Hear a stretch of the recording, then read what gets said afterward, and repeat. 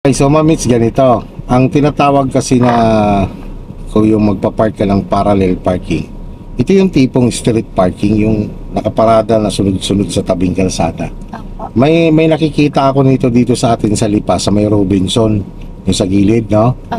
Yon. So, yung cone na nilagay ko dito sa likod, consider natin na yan ay unahan ng sasakyan na nakapark dito. Yun namang nandun, yung pole na yon, yun yung pinakalikod ng kotse. Kumbaga dito, yung taillight niya dito. Papasok ka sa gitna nila. So ganito, ang pagpasok sa ganitong klaseng parking, forward ka, dapat ang spacing mo simula dyan sa gilid ng paparadahan mo, at least mga 2 foot, no? Or kung maluwag naman itong kaliwa mo, pwede naman mga at least kalahating dipa. Pero ganyan kasing sitwasyon na makipot yung gilid mo sa kaliwa, didikit ka lang konti sa kanan. Hindi naman yung dikit na dikit. So, ang gagawin mo lang dyan, forward ka, tapos, pag nalagpasan mo na yung pole na yon, lilingon ka. Tapos, dito ka titingin, kita may salamin na may QR code.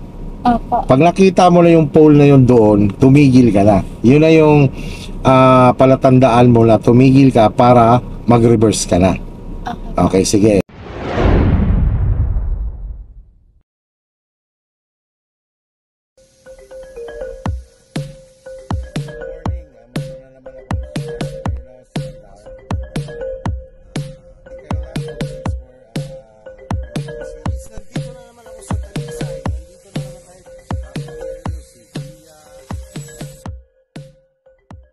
So ngayon, halimbawa, nakita mo na yung pole, tumigil ka, hazard ikaw, sagad naman sa kanan ang manibela. Sa mga beginner na katulad nyo, ito yung tipong kapag nagpa-park kayo ng parallel, ito yung tipong ginagamit talaga yung dry steering. Yung bang pinuposisyon mo na si manibela.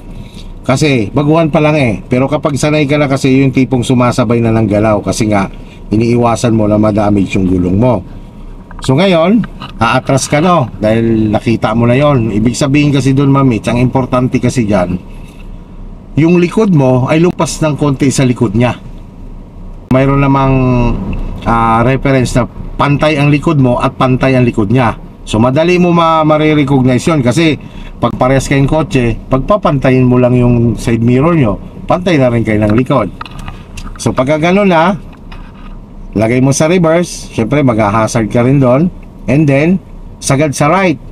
Habang nagra-right ka naman, nag-umatras ka papuntang right, ang tatandaan mo naman doon, yung mapunta ka sa position na 45 degrees. Or kita mo yung pinaka-cone sa sulok na nilagay ko? Opo. Makikita mo naman yan dito sa kaliwa na side mirror. Pag nakita mo na yon, sagad ka na sa kaliwa. Kung ang iyong unahan ay pumantay na rin doon sa pole. Kasi pwedeng hindi pantay, kasi pag paling mo kaliwa, papalo yung unahan mo. Kung hindi siya pantay, ay tatamaan mo. Pero kung pantay, habang umatras ka, naiwas yon. Kaya kung halimbawa ang sitwasyon na pag tingin mo, nakita mo ito, tapos nakita mo yung unahan mo, hindi pala pantay pa sa likod ng kotseng nandun, ang gagawin mo muna nun, ino-normal mo muna ang manibela. Aatras ka muna ng konti para pumantay ang unahan mo at saka yung likod niya, no? So pwede mo rin tingnan yung gulong mo dyan sa kaliwa, na almost align na siya dito sa linya na ganito, no?